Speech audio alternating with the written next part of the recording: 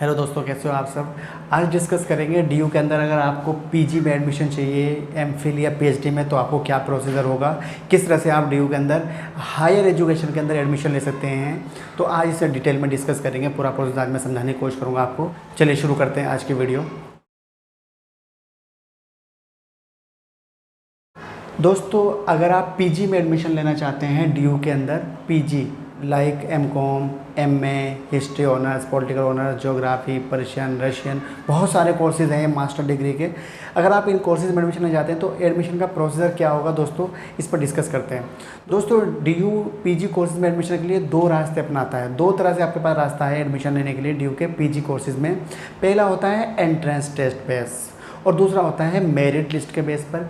ये entrance exam का नाम है DUET, Delhi university entrance test.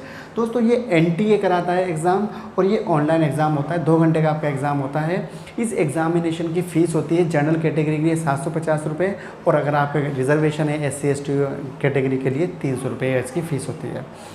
दोस्तों, इसके लिए क्या होता है, इसके लिए एक मिनिमम क्राइटेरिया होता है मास्टर डिग्री के लिए, लाइक 55%, कुछ कोर्सेज में 60%। इस तरह से इसमें आपका डिपेंड करता है आप कौन सा कोर्स चूज़ करते हैं एडमिशन के लिए। जैसे मैं एमकॉम का बताऊं आपको, अगर आपको एमकॉम में एडमिशन लेना है तो आपके बीकॉम के अंदर 55% होना चाहिए जनरल कैटेगरी के लिए, और अगर आपने ऑनर्स किया है बीकॉम ऑनर्स तो 50%। इसी तरह से OBC SC ST के लिए लगभग 5% की रिलैक्सेशन होती है परसेंटेज के अंदर।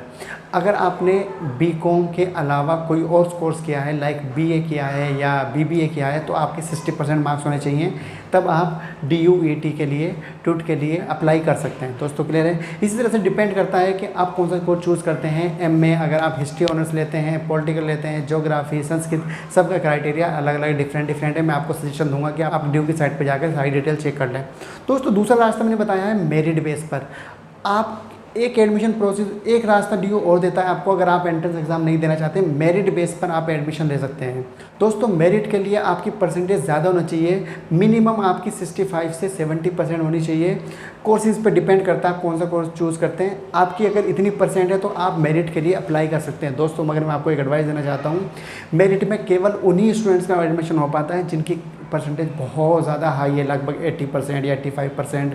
तो मैं सजेशन ये दूंगा, जिनकी परसेंटेज बहुत ज़्यादा हाई है तो वही मेरिट के लिए अप्लाई करें, अदरवाइज़ अपना एंट्रेंस एग्ज़ाम के लिए अप्लाई करें और एंट्रेंस एग्ज़ाम देने के बाद आप एडमिशन ले सकते हैं। दोस्तों, आप ऐसा भी कर सकते हैं कि आप एंट्रेंस के लिए भी अप्लाई कर सकते हैं और मेरिट के लिए भी अप्लाई कर सकते हैं। एक ही फॉर्म से आप दोनों के लिए अप्लाई कर सकते हैं। दो आपको अपॉर्चुनिटी मिल सकती है एडमिशन के लिए। ठीक है दोस्तों, क्लियर है, आपको समझ आ गया होगा किस तरह से आपको पीजी में एडमिशन ले सकते हैं, पीजी कोर्सेज में। दोस्तों, अब बात करते हैं एमफिल की। अगर आपको एमफिल में एडमिशन लेना है डीयू के अंदर तो आपको क्या करना पड़ेगा। दोस्तों, इसके लिए भी दो रास्ते हैं आपके पास। या तो आपको एंट्रेंस एग्ज़ाम नहीं देना पड़ेगा और हो सकता है आपका एंट्रेंस एग्ज़ाम एग्जाम्ड हो जाए, मतलब आपको एंट्रेंस एग्ज़ाम की छूट मिल जाए।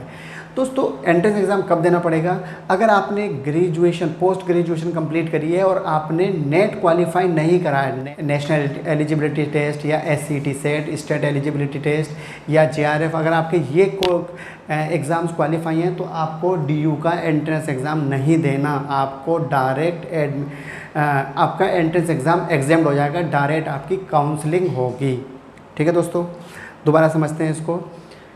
एमफिल के लिए आपके पास दो रास्ते हैं, या तो एंट्रेंस एग्ज़ाम दो, या अगर आपने नेट क्वालिफाई किया तो आपका एंट्रेंस एग्ज़ाम एग्जाम्ड हो गया। एंट्रेंस एग्ज़ाम क्वालिफाई करने के बाद आपको डीयू बुलाएगा काउंसलिंग के लिए, आपकी काउंसलिंग होगी।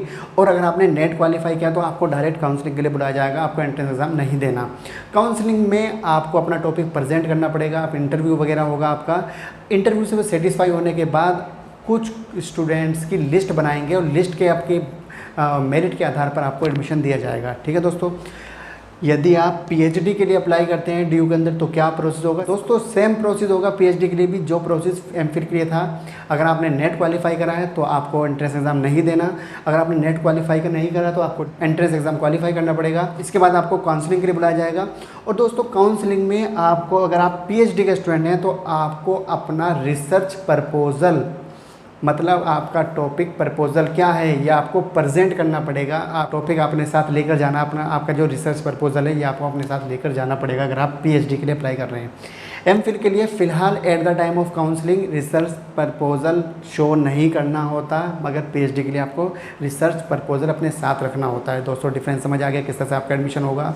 मैं आपको एक सजेशन दूंगा, अगर आप पीजी के लिए अप्लाई कर रहे हैं तो आप ना दोनों के लिए अपने एक साथ अप्लाई कर सकते हैं। आप मेरिट बेस के लिए भी और दोस्तों और आप ना एंट्रेंस एग्ज़ाम के लिए भी। और दोस्तों एक ही फॉर्म से आप चाहे तो कितने भी सारे कोर्सेज़ के लिए अप्लाई कर सकते हैं, जैसे एमकॉम, एमए इकोनॉमिक्स ऑनर्स, इस तरह से आप कई सब्जेक्ट के लिए, कई कोर्सेज़ के लिए एक साथ अप्लाई कर सकते हैं एक ही फॉर्म से। फीस आपकी एक ही बार लगेगी। ठीक है दोस्तों, मैं उम्मीद करता हूँ आपको इन्फॉर्मेशन पसंद आई होगी। दोस्तों इस वीडियो को ज़्यादा शेयर कीजिए और लाइक कीजिए, हमारे चैनल को सब्सक्राइब कीजिए।